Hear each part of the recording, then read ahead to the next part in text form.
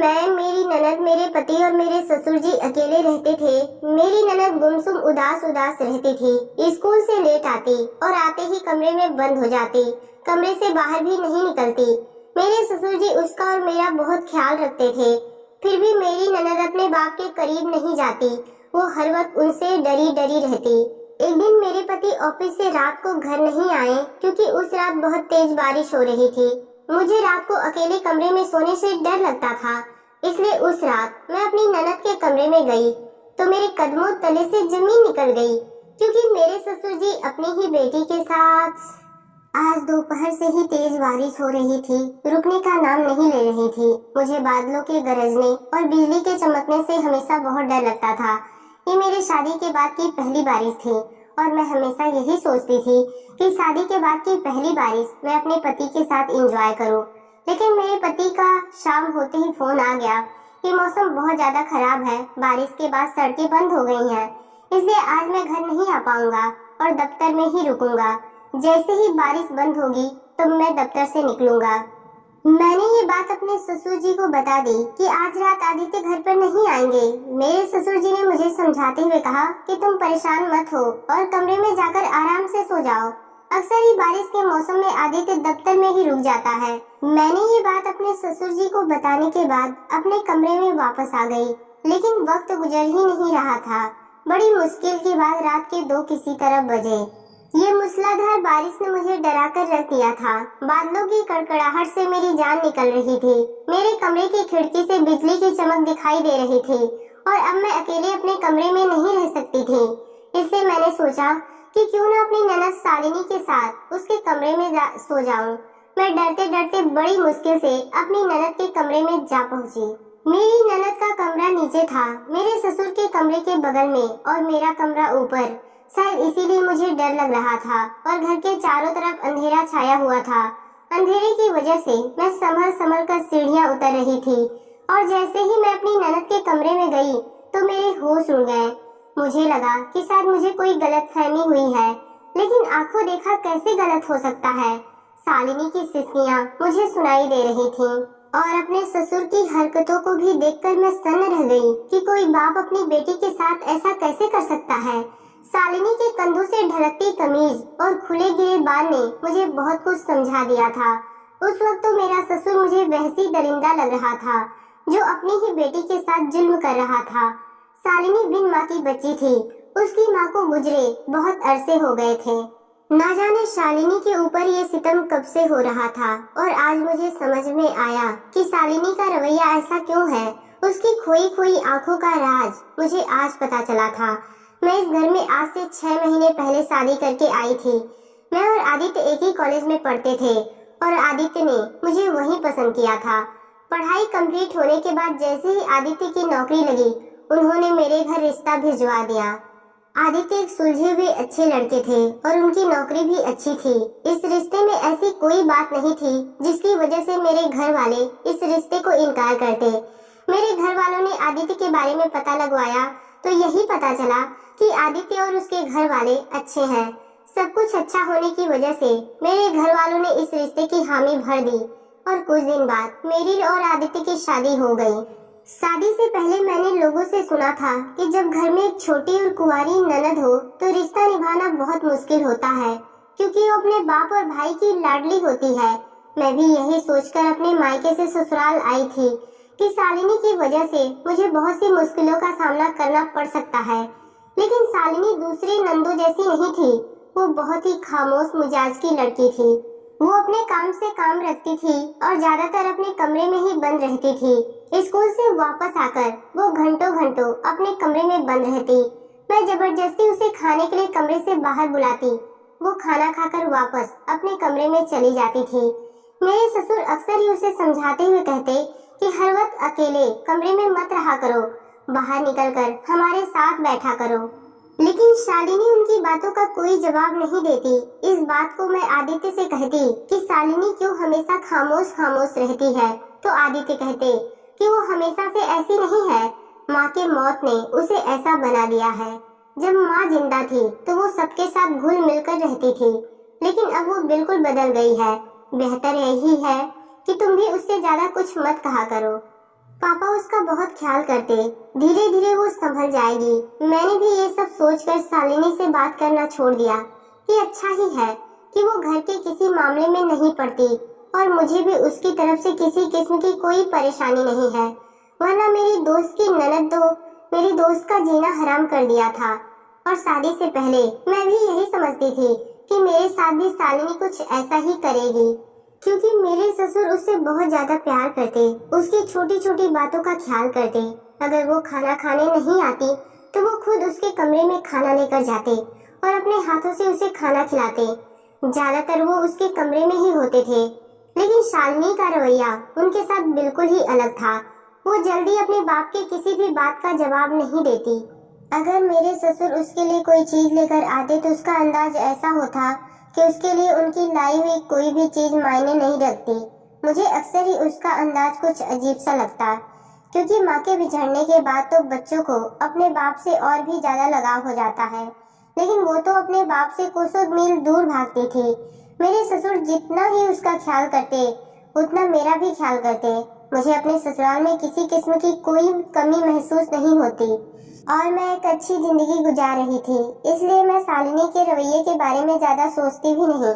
शादी के शुरू दिनों में जब मैंने अपनी माँ को शालिनी के बारे में बताया तो उन्होंने कहा, भगवान का शुक्र अदा करो और अपने काम से काम रखा करो। मुझे अपनी माँ की बात ठीक लगी, इसलिए मैं शालिनी से ज्यादा बात नहीं करती और रात का खाना खाने के बाद मैं आदित्य के साथ ऊपर कमरे में सोने चली जाती और सारी रात फिर नीचे नहीं आती। हम दोनों की एक अलग ही दुनिया थी। हम दोनों एक दूसरे के साथ बहुत खुश थे, इसलिए हमें अपने इर्द गिर्द कुछ गलत होने का एहसास नहीं होता। एक दिन मेरे ससुर बहुत सारे फल लेकर आए और जैसे ही शालिनी स्कूल से आई तो वो उसे अपने पास बिठाकर फल काटने लगे और उन्होंने जब शालिनी को फल खाने को दिया तो शालिनी ने बड़ी बेरुखी से फल खाने से इनकार कर दिया, तो वो जबरदस्ती अपने हाथों से उसके मुंह में फल डालने लगे। मैं वहीं पर बैठी ये सब देख रही थी और सोच रही थी कि शालिनी कितनी खुशकिस्मत है जिसे इतना प्यार करने वाला बाप मिला है, लेकिन उसे तो कदर ही नहीं। वो कुछ देर वहीं पर बैठी रही और फिर अचानक से उठी और अपने कमरे में चली गई। मैंने बड़ी हैरानी से उसे जाता देखा तो मेरे ससुर ने मेरी नजरें भांप ली और कहने लगे, मेरी बेटी मुझसे नाराज है, इसीलिए वो मेरे साथ ऐसा बर्ताव करती है। उसे लगता है अगर मैंने टाइम पर उसकी माँ का सही इलाज करवा दिया होता तो आज उसकी माँ हमारे साथ होती। लेकिन सच तो ये है कि भगवान ने उसकी माँ की जिंदगी बस इतनी ही लिखी थी। मैंने उसकी माँ के पीछे बहुत पैसा खर्च किया और दिन रात भागता रहा, लेकिन उसकी माँ की किस्मत में मौत लिखी थी। मैं तो खुद ही उसकी माँ के मौत के बाद बहुत दुखी हूँ, लेकिन शालिनी को ये बात मैं कैसे समझाऊं? अपने ससुर की आंखों में आंसू देखकर मेरा दिल पसीजिया। उम्र के इस दौर में वो अपनी पत्नी की जुदाई के गम के साथ साथ औलाद का भी दुख झेल रहे थे। मैंने बहुत प्यार से अपने ससुर से कहा, पिताजी आप परेशान मत हो, वक्त के साथ साथ शालिनी सब कुछ समझ जाएगी। मेरी बात पर वो सर हिलाते हुए शालिनी के कमरे की तरफ चले गए और मैं मुस्कुरा दी। शाम तक वो शालिनी के कमरे में ही थे। यहाँ तक मैंने खाना भी बनाकर सफाई भी कर दिया, फिर भी वो बाप बेटी कमरे से बाहर नहीं निकले। फिर मैंने सोचा मैं भी उन दोनों के साथ कमरे में जाकर बैठूं। फिर मैंने सोचा नहीं नहीं, उन दोनों बाप बेटी के बीच भला मेरा क्या काम है। फिर मैं अपने कमरे में वापस आ गई। हमारे घर रोज का यही रूटीन था। मेरे ससुर शालिनी के पीछे पीछे उसके नखरे उठाते और शालिनी उनकी बात का कोई वैल्यू नहीं रखती। कभी कभी तो मुझे शालिनी से जलन महसूस होती कि वो कितनी खुशकिस्मत है कि उसका बाप उसके कितने नखरे उठाता है, जबकि मेरे घर में ऐसा कुछ नहीं था। मैं अपने बाप की तीसरी बेटी थी। ऐसा नहीं था कि मेरा बाप मुझसे प्यार नहीं करता, लेकिन जैसा प्यार मेरे ससुर शालिनी से करते थे ऐसा प्यार तो मैंने अपने बाप से कभी नहीं पाया था। मेरा बाप तो हम बेटियों से एक हद तक ही रहता था और हमारे वास्ते जो भी बात कहनी होती वो हमारी माँ से कहता था। लेकिन मुझे क्या खबर थी कि मेरे ससुर का शालिनी के पीछे पीछे घूमने फिरने का असल मकसद क्या है। अगर बारिश इतनी तेज न होती और बिजली के कड़कने की वजह से मैं डरती नहीं तो शायद मैं ये सब कुछ जान ही नहीं पाती कि मेरा ससुर तो अपने सुख के लिए अपनी ही बेटी को बर्बाद कर रहा था। जैसे ही उस रात मैं कमरे में गई तो ये देखकर मेरे रोंगटे खड़े हो गए कि मेरे ससुर शालिनी को पकड़कर उसके साथ जबरदस्ती करने की कोशिश कर रहे थे और वो इस कदर मगन थे कि उन्हें मेरे आने की खबर तक न हुई। मेरे ससुर पर पूरी तरह शैतान सवार था, जबकि शालिनी बहुत डरी हुई थी और उसकी सिसकियों से सारा कमरा गूंज रहा था। न जाने वो कब से ये सब कुछ सह रही थी। उसका चुपचाप रहना और अपने बाप से चिढ़ना, खुद को एक कमरे में बंद रखना, उसकी आदत के पीछे छुपी एक एक वजह मुझे आज समझ में आई थी। कुछ देर बाद मेरे ससुर को मेरी मौजूदगी का एहसास हुआ। वो शालिनी को छोड़कर मेरी तरफ पलटे और मुझे अपने सामने खड़ा देखकर हक्का बक्का रह गए। शायद उनके गुमान में भी नहीं था कि मैं रात के इस वक्त अपने कमरे से निकलकर आ सकती हूँ। मुझे देखकर उनके चेहरे के रंग उड़ गए और वो घबरा गए। हकलाते हुए मुझसे पूछने लगे कि बहू, तुम यहाँ पर क्या कर रही हो? तुम्हें कुछ चाहिए? मैंने आगे बढ़कर शालिनी का हाथ पकड़ा और उससे अपने पीछे छुपा लिया। वो बुरी तरह कांप रही थी। मैंने कहा, बेहतर यही होगा कि आप अभी और इसी वक्त इस कमरे से निकल जाइए। आप जैसे बाप को तो बीच रास्ते पर सूली पर लटका देना चाहिए, ताकि आइंदा कोई और लड़की ऐसी दरिंदगी का निशाना न बने। मेरे मुंह से ये सब सुनकर मेरे ससुर गुस्से में आ गए और कहने लगे, ज्यादा बकवास करने की जरूरत नहीं। शालिनी ने मेरे खिलाफ तुम्हारे कान भर दिए हैं, तभी तुम ऐसी बातें कर रही हो। मैं अपने ससुर के ढिठाई पर परेशान रह गई, क्योंकि मैंने सब कुछ अपनी आंखों से देखा था। मैंने गुस्से में कहा, आप कैसे इंसान हैं? इतना बड़ा गुनाह करने के बाद भी आपको जरा सा भी पछतावा नहीं है? मैं आपसे आखिरी बार कह रही हूँ कि अगर आप अभी और इसी वक्त यहाँ से नहीं गए तो मैं पुलिस को फोन करके बुलाऊंगी। मेरी धमकी पर मेरे ससुर कमरे से बाहर निकले और मैंने जल्दी से दरवाजा बंद कर दिया। शालिनी की हालत बहुत खराब थी। डर तो मुझे भी बहुत लग रहा था, लेकिन न जाने कैसे मैंने इतनी हिम्मत की और उसे गले लगा लिया और वो फूट फूट कर रोने लगी। न जाने कितने दिनों का गम उसके दिल में जमा था, इसलिए मैंने भी उसे रोने दिया। जब रो रो कर उसका दुख कुछ कम हुआ तो उसने मुझे खुद ही बताना शुरू कर दिया कि जब वो 12 साल की थी तब उसकी माँ की शादी मेरे ससुर से हुई थी। शालिनी के इस पहली लाइन पर ही मैंने हैरत से उसे देखा और पूछ बैठी, क्या तुम अपने बाप की सगी बेटी नहीं हो?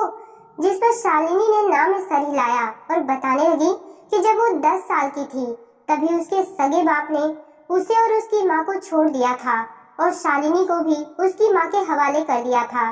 जबकि शालिनी की माँ शालिनी को लेना नहीं चाहती थी, क्योंकि वो कहती थी कि शालिनी की वजह से वो दूसरी शादी नहीं कर सकती, क्योंकि एक बेटी के साथ उन्हें कौन अपनाएगा। लेकिन अचानक ही शालिनी की माँ की जिंदगी में आदित्य के पिता आए और उन्होंने उसकी माँ के साथ साथ शालिनी को भी अपना लिया। उसकी माँ की शादी के बाद शालिनी के सौतेले पिता शालिनी का बहुत ख्याल करते, जिस वजह से उसकी माँ इस घर में बहुत खुश थी कि चलो मैं दूसरी शादी की तो क्या हुआ, मेरा पति बहुत अच्छा है। लेकिन वो नहीं जानती थी कि आदित्य के पिता के मन में खोट है। शालिनी ने बताया कि जब उसकी माँ जिंदा थी तभी उसके सौतेले पिता उसके साथ बहुत बेहुदा हरकत करते। धीरे धीरे शालिनी की उम्र 13 से 14 साल हो गई और वो जवानी की दहलीज पर कदम रख चुकी थी। उसे सही और गलत का अंदाजा हो गया था। वो समझ गई थी कि उसका सौतेला बाप जिस अंदाज से उसे देखता है और उसे इधर उधर हाथ लगाता, जो कि गलत है।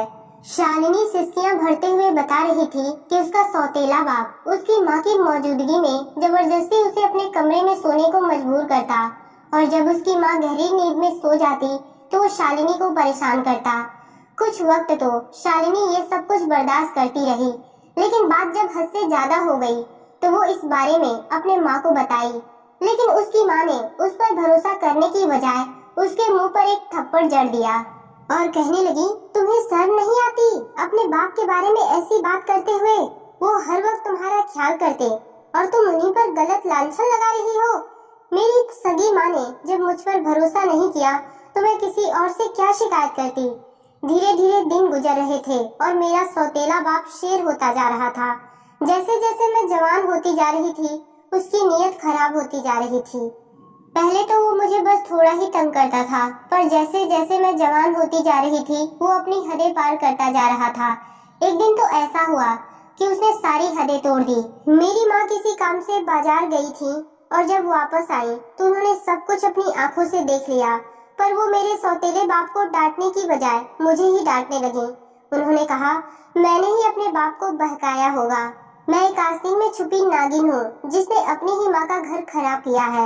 मैंने अपनी माँ को लाख समझाने की कोशिश की कि मेरा कोई कसूर नहीं है, मैं तो खुद हालात की मारी हूँ, लेकिन मेरी माँ को मुझ पर बिल्कुल भी भरोसा नहीं हुआ और उनसे ये बात बर्दाश्त नहीं हुई और उन्हें दिल का दौरा पड़ गया। कुछ दिन अस्पताल में रहने के बाद वो हमें छोड़कर चल बसी, पर जाने से पहले उन्हें एहसास हो गया था कि कसूरवार मैं नहीं बल्कि उनके पति हैं। उन्होंने मरने से पहले मुझसे माफी मांगी, पर मुझे उनकी माफी की कोई जरूरत नहीं थी, क्योंकि मेरी माँ पहले ही अगर मेरी बातों का यकीन कर लेती तो नौबत यहाँ तक नहीं आती। माँ के मरने के बाद पहले मैंने सोचा कि मैं ये घर छोड़कर कहीं चली जाऊंगी, लेकिन फिर मुझे इस बात का एहसास हुआ कि एक अकेली लड़की के लिए सारा समाज एक दरिंदा है और मैं तो एकदम जवान लड़की थी। मैं इस घर को छोड़कर जाती भी तो कहाँ जाती, आगे भी मेरे साथ पता नहीं क्या क्या होता। इसलिए मजबूरन मुझे अपनी किस्मत पर समझौता करना पड़ा। मैंने ये बात कभी आदित्य भाई को नहीं बताई, क्योंकि मुझे डर था कि अगर वो भी मेरी बातों पर भरोसा नहीं करेंगे तो मैं कहाँ जाऊंगी। शालिनी के हाथों को मैंने अपने हाथों में दबाया और उसे यकीन दिलाते हुए कहा, आज के बाद तुम्हारे साथ ऐसा कुछ नहीं होगा। मैंने कहा, अगर पहले ही तुम मुझे ये सब कुछ बता देती तो मैं तुम्हारी मदद जरूर करती। इस बात पर शालिनी हंस पड़ी और कहने लगी, मैं तो वो बदनसीब लड़की हूँ जिस पर उसकी माँ ने भरोसा नहीं किया, तो आप कैसे करती। शालिनी के हंसी में छुपे दर्द ने मेरे दिल को छलनी कर दिया। बारिश अभी तक थमने का नाम नहीं ले रही थी, लेकिन उजाला होने से पहले बारिश थम गई और आदित्य जैसे ही घर आए तो मैंने हिम्मत करके उन्हें सब कुछ बता दिया। उनके लिए इस बात को यकीन करना मुश्किल जरूर था, लेकिन नामुमकिन नहीं था। वो भी शालिनी के बदले हुए रवैयों को बहुत ज्यादा महसूस करते थे, लेकिन उनको इस बात का बिल्कुल भी अंदाजा नहीं था कि इन सब के पीछे उनके बाप का ही हाथ है। ये सब सुनने के बाद आदित्य गुस्से में अपने बाप के कमरे में गए। वो बिस्तर पर लेटे हुए थे। आदित्य ने उन्हें कई बार आवाज दी, लेकिन उनके जिस्म में कोई हरकत नहीं हुई। आदित्य ने आगे बढ़कर उन्हें हिलाया तो उनकी गर्दन एक तरफ ढलक गई। आदित्य ने तुरंत डॉक्टर को बुलाया तो पता चला उनके पिता अब इस दुनिया में नहीं है। आदित्य के पिता जान गए थे कि अब उनका सच आदित्य के सामने आने वाला है और शायद इसीलिए वो इस बात को बर्दाश्त न कर सके कि उनका बेटा उनकी घिनौनी हरकत अब जान जाएगा, और उन्हें दिल का दौरा पड़ गया और मौके पर ही वो दम तोड़ गए। हमारे समाज में ना जाने कितनी बच्चियां शालिनी जैसी हैं जो अपने सौतेले बाप के जुर्म का शिकार है। पति पत्नी को एक दूसरे को छोड़ देने से पहले अपने मासूम बच्चों पर एक नजर जरूर डालनी चाहिए, ताकि कोई भी बच्ची किसी दूसरे के हाथ का खिलौना न बन सके। तो दोस्तों, ये कहानी आपको कैसी लगी कमेंट में बताइएगा। धन्यवाद।